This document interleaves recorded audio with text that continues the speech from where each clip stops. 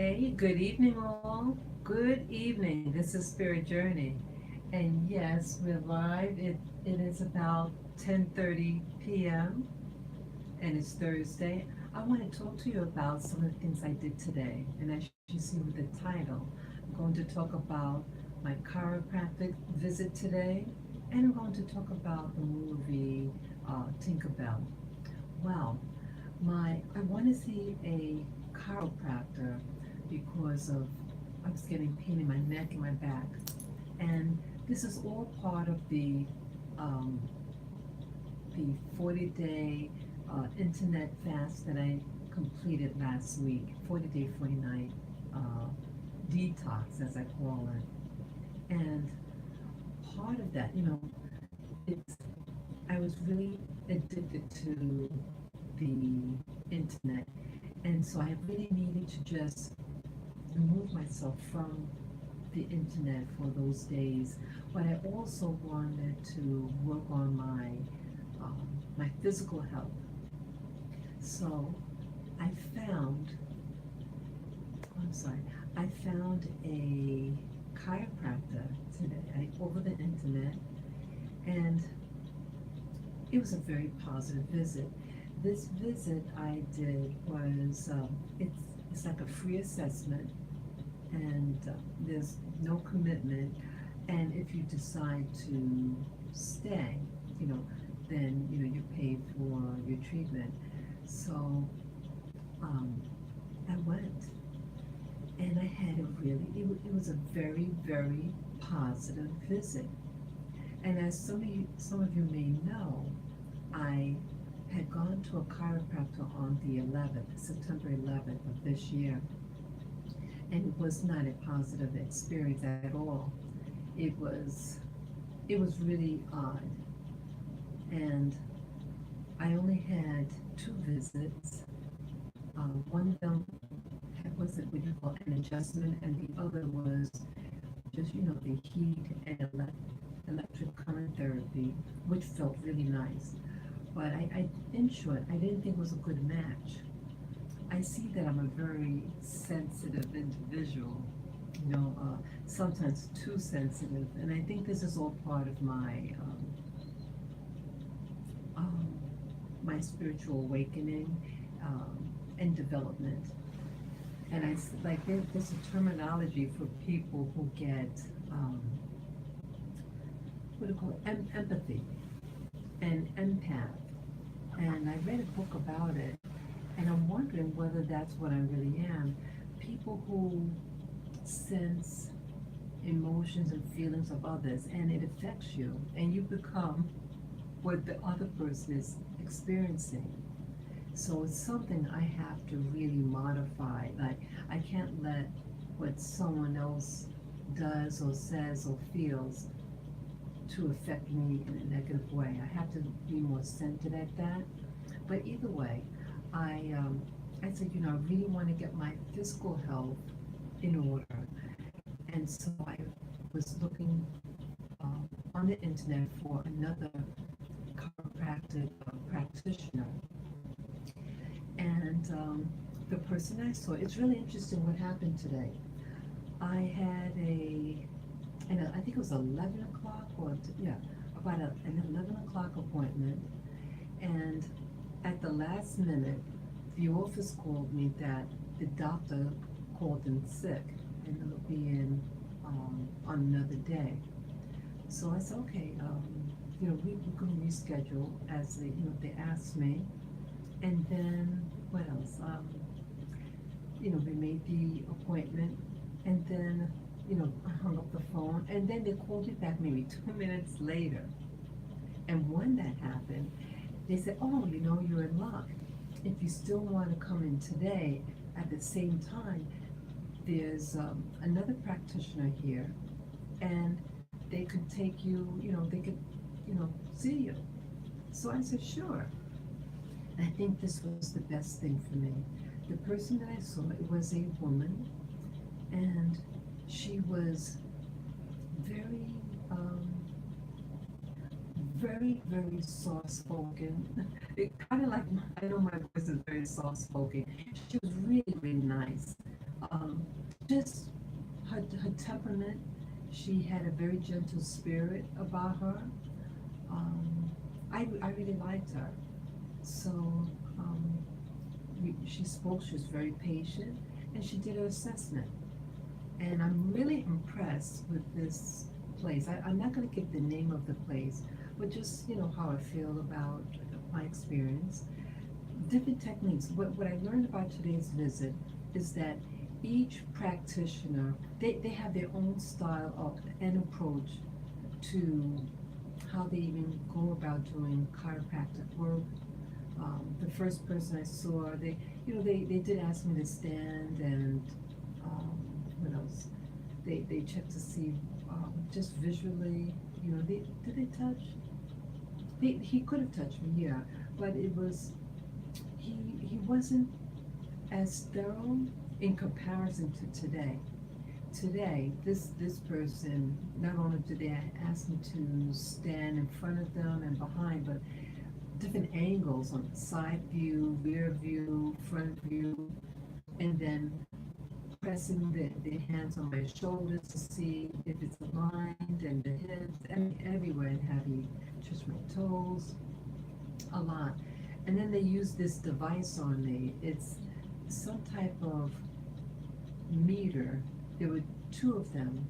One, it was to place on each opposite side of my spine, and it's dipped in a saline solution, and it measures your current, and it's determines any type of electrical blockage, and it shows you its representation of your reading on a screen. And like they had what is so-called normal um, alignment, energy current, which was green, and everything is equally, distance from each other and the length of it. And mine was all haywire. Yes, it was. Yeah. So like red is like the most intense, and then yellow, I don't know, was the mild, less current, thus a weaker muscle. So in short, I have a lot of tension in my back and my neck, and so well, she gave me just a general assessment and what she thought would be beneficial. We talked about mattresses because I am also mattress hunting. Yes, I want to get rid of mattress that I have that I'm sitting on now. I have a mattress that is it easily could be 10 years old. It's a foam mattress. It's 12 inches thick, and then just recently I got what they call a topper. It's about 2 inches thick, and it's what do you call it, memory foam. So I see that it could be difficult when I sleep on my side. Sometimes I get pain. So I said, you have to keep your body in shape. It's good to eat well. I think I eat well, but I see that my body is changing, and my mattress too is changing. And so it's, when your body hurts, your body's trying to tell you something. So I have to learn how to listen. Yes, hello viewers. Yes, I'm just talking about um, my visit with the chiropractor, and that my back needs to be definitely adjusted, and that I'm going to get a new bed and a new mattress, I should say. It's good with your spiritual health. You also have to be responsible regarding your physical health. And I said, you this spirit journey that I'm on, it's a holistic approach. I see that, everything is interconnected. You have to look at the whole picture. So it's body, soul, and spirit. And so I need to focus also on my physical health. So tomorrow I have the second portion of my chiropractic visit, that I will be seeing the owner of the company. He was the person that I was actually supposed to see today. But I'm really glad I got a lady. Um, 'Cause I think her temperament was just what I needed. And again, 2 weeks ago, the um, chiropractor that I saw, it was not a good match. So my seeing the lady, and again, I was supposed to see the guy today, but he got sick, and they had the other person fill in for him. So things happen for a reason, and maybe again, life is life is being sensitive to my needs to have a gentle approach to chiropractor. So I am grateful about that, and so I will be going in tomorrow, and the doctor, the owner, is supposed to be in and get a full assessment. They're going to do like a package, and they're going to present all the information to me. And if I want to stay and get the treatments, they'll we can even do it then, they said. So um, I really like their approach, and I think it's something I want to do. So I'll hear them out and how much it's going to cost. And I'll probably give a follow-up on that. And then I had to do a lot of shopping. I had to get some things for my place. But I also wanted to, um, I know I'm going to be jumping around a little bit, but um, I have an interest with the paranormal. I should say, the things that are not in the physical realm. Um, I'm interested in expanding my awareness, my so-called third eye, as some people call it, and just my general awareness, my knowledge base. I think the more knowledge you have, the more you could juggle between different things that approach your way. And I really, I see that the physical world is just a small part of reality. And I did share in earlier videos that I do meditations. I don't do it a lot, but I find that I learned through the meditation. I should say I had several experiences that were quite unique, and so it taught me that there is really more to this world than I could imagine. And I dismissed like the supernatural. I dismissed it as make believe. I used to watch different movies on television and things like the paranormal or about certain mythologies. It's just a made up thing. But now I'm thinking, you know, try to discover more about these things. And so then I start thinking about like when I was in elementary school. And as a young child, you used to play, and one thing that children have imagination. Children don't know about the word no and what is, um, what is, I mean, they don't put like restrictions on themselves. They, they, they really, to them, everything is real. And I think when you have an imagination, see that this is what it's all about with my spiritual development. I think when you become an adult, you leave all your imagination behind, and you only focus on this physical realm. And I think that if I just focus on those things that are tangible, it's restricting my knowledge base. it's limiting me, I feel. And so that's what happens in adulthood. But with children, don't you know that they don't seem to be as afraid when they're very, very small. They're willing to do and try different things. And they don't have anything really attached to those things, meaning like because something looks like something, then it has to be bad or it has to be good, or it's a presumption. They don't put um, these strongholds on things, but biases. They just open about things, and when you're open, I feel that you have you could, how do you say, the sky's the limit. That I think imagination opens up doors. Imagination is where I think real creativity and real science begins.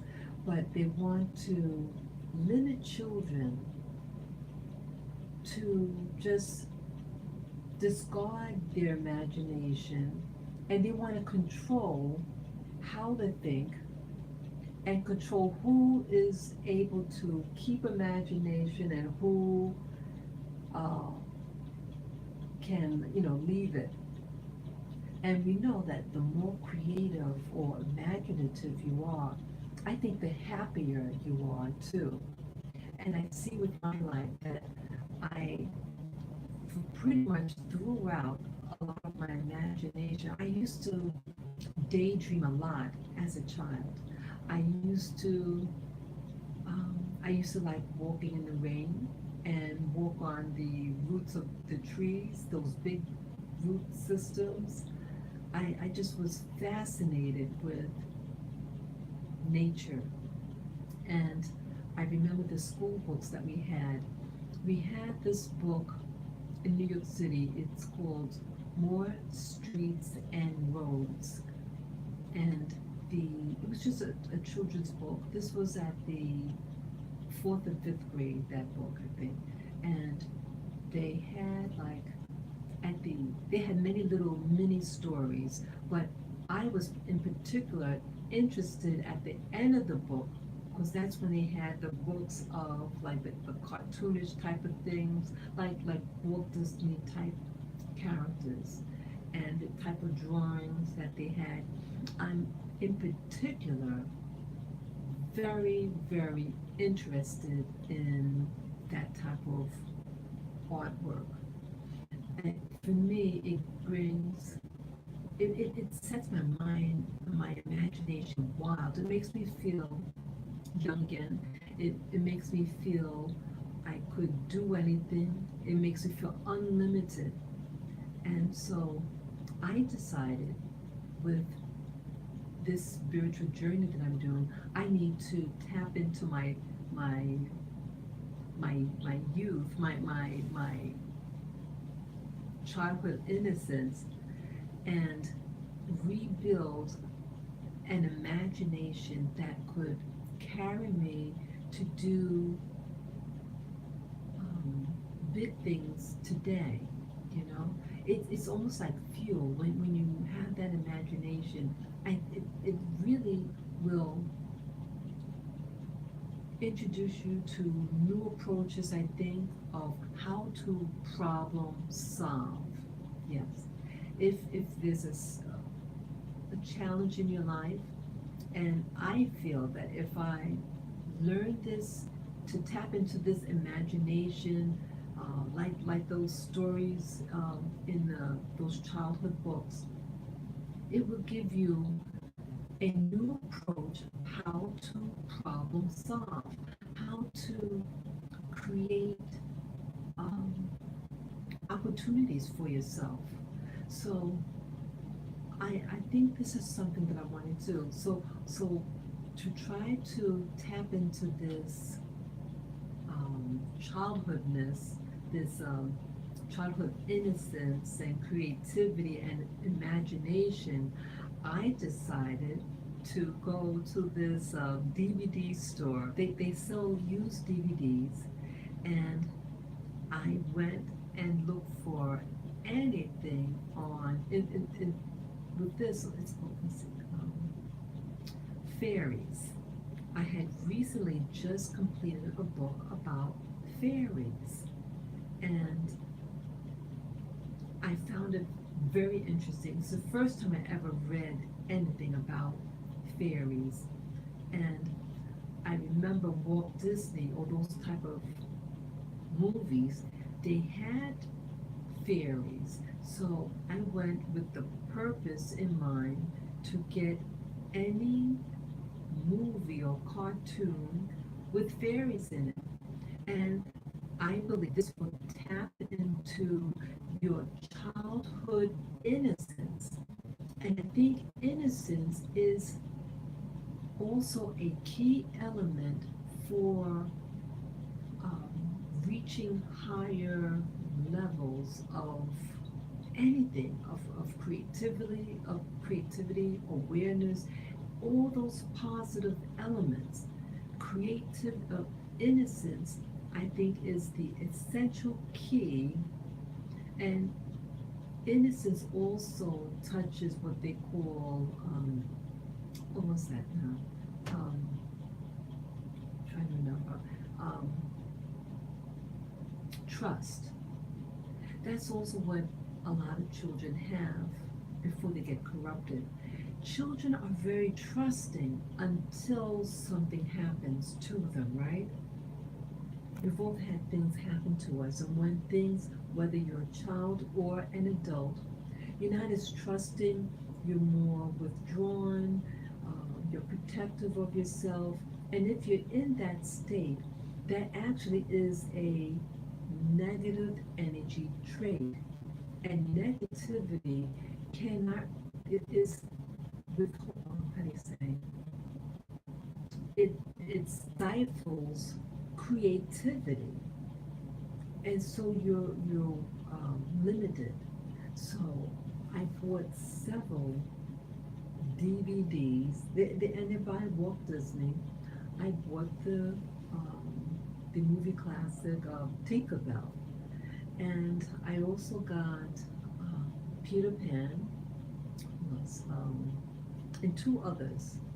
But in particular, I really enjoyed the Tinkerbell movie. It was exactly what I was looking for, and um, it was very, very imaginative. It it it showed relationships with others. It showed how they took common objects and they made things with it. That takes creativity, and that takes, I mean, any creative person, you could become an inventor. Just imagine the people who developed a plane, a plane that can fly. How crazy people might have thought that they were. They had to initially have an imagination and the trust and the belief in themselves that it could be done. And so that's what I want to tap into.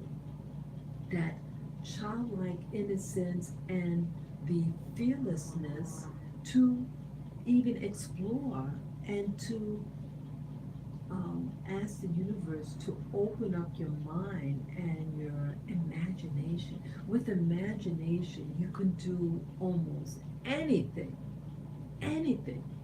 So whether you're a child, a teenager, or someone my age, an adult, it's never too late.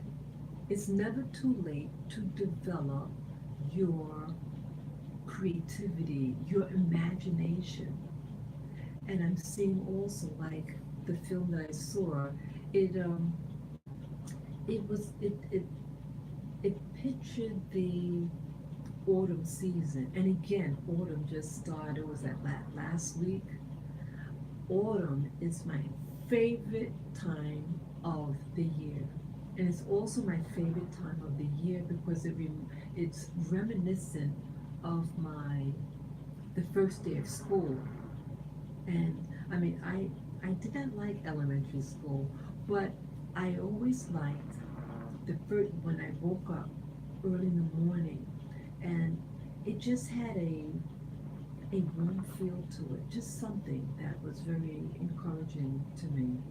And so I want to tap into that, and that with that, it will open up my imagination, my creativity, and I'm hoping that it will open up my third eye. I'm also, as you saw in my earlier videos last week, that now, I've been sharing that I've been going to the park and sitting around nature. And so I'm learning from nature. I'm learning um, how animals interact with each other, how the trees, how they stand and how they sway in the wind. I'm looking at the sky. All these things are to nurture that inner you, the real you.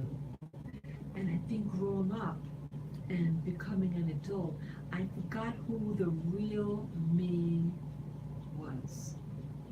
I lost contact with that inner me, and I got distracted and started to focus on fear. And when you're fearful, all that creative energy gets um, stifled. And so, who needs fear? So, again, I feel that now is the time. And so, sometimes you have to be your own doctor, sometimes you have to be your own counselor, and just at your own pace, you start to say, what do I need? And so, like when I saw the chiropractor today, she was just the type of person that I needed to see today. And my seeing her really touched into, she had like a very nurturing spirit about her, a motherly spirit. And she was younger than me, but she still had that motherly and nurturing spirit that I really, really needed at that time. And in contrast to the chiropractor that I saw 2 weeks ago, who was, it just wasn't a good match. So I think life was trying to remind me and encourage me to not give up. And so by seeing her, and when I left her office, I said, I want to go and get a movie that would tap into my creativity, and in particular about fairies. So yeah, so it really worked out for the best for me today, and that I had the female chiropractor rather than the male chiropractor. And what else? Yes, one of the movies I saw, the two movies that I saw, one was again about Tinkerbell, and then there was a Peter Pan.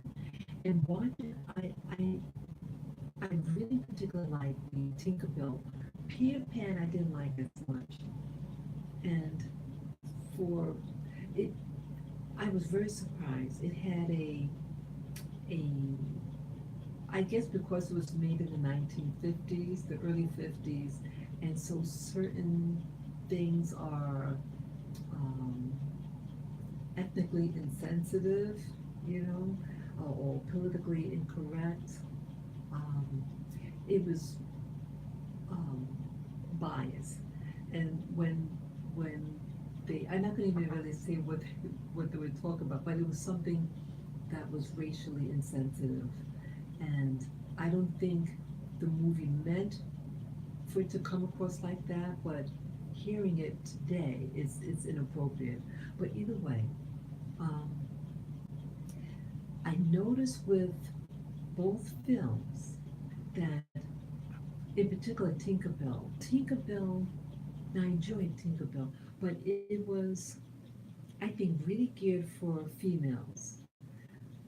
And nothing's wrong with that. But one thing I did notice that both both movies, Peter Pan and Tinkerbell, it didn't have, or at least I did not notice, if they had any black male characters. It had a black female character in Tinkerbell. So I started to feel like, how do you say, what could happen when someone watches, and anybody, let's say you're watching a movie, an innocent movie, what people do subconsciously, they want to see themselves in the character. And that's how you learn, you role play. But when you see a movie or a character, but you don't see you in it, you start to wonder, why don't they have me in it, someone that I could identify with? After a while, when that keeps on happening, you're going to start developing anger, resentment. You start to say, hey, what's wrong with me? So I started thinking, you know what I noticed? That pe- black men, black males, black boys are almost extinct when it comes to some of the cartoons, especially like Walt Disney type movies, or children's movies. I think like today they're getting more sensitive when it pertains to, let's say, females. They make a lot of movies that's geared for young girls, or yeah, young girls, teen girls, and now they're being more diverse in like the color of the hair, the color of the eyes, and once in a blue moon, the color of the skin or the ethnicity or race of the character. Now they do have um, what is called the Princess and the Frog, and they have a black girl, and her intonations, body language also um, mimics the gestures of North American black girls. I mean, it is done. Um, it, it, it was obvious, but um, tasteful enough. I mean, you. It is what it is. And again, but they're all different types of black people from all different cultures that live in the United States, and again, all over the world. But they don't have anything for young black males. And so I started asking myself, when I saw this, I, I'm sorry, my computer froze.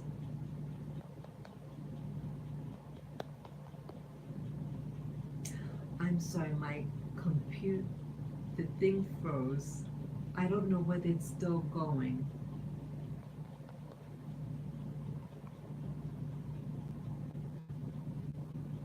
Okay, I'm going to turn it off. Let me see. Yeah, it froze. So I'm gonna cut it out.